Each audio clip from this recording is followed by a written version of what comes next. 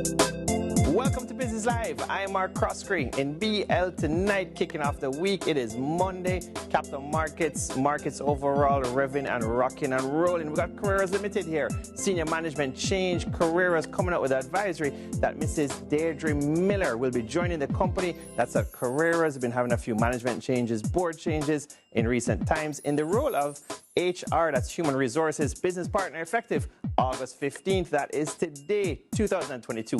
Now, Eppley Limited declaring a dividend here. It's a nice one.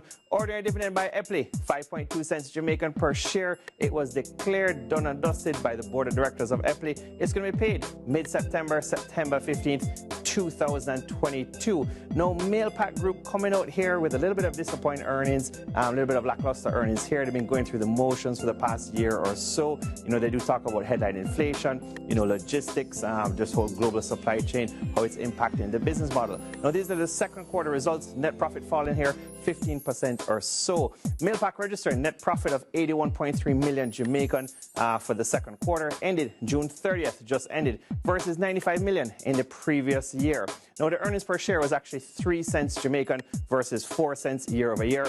Revenues came in a bit lower also, 408.2 million for Mailpac versus 426 million year over year. Total equity, the balance sheet for Mailpac Group, solid, still doing very well. Total equity grew with those profits, even if they were lower, to 607 million, and cash equivalents to 252.6 million. Strong balance sheet there by Mailpac, but clearly they got to do something, whether it's some acquisitions, some mergers and acquisitions, some deals, or consolidate that courier logistics market. Now, PanJam Investment Limited came up with their earnings as well. They really got beaten up here or hit. Earnings falling for PanJam in this quarter year over year, 92%. Talk about our earnings, not a beat here, but really a beat up here by PanJam.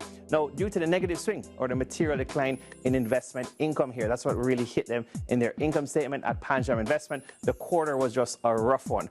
Earnings per share, EPS for the quarter, 10 cents versus $1.24 Jamaican year over year. That's that steep decline. This was a quarter ended June 30th. Net profit fell 112.5 million Jamaican from 1.32 billion Jamaican year over year. Main driver, as we mentioned on Business Live, the fall off in investments line item registered negative 280.5 million Jamaican in this quarter versus 868.9 million in the previous year.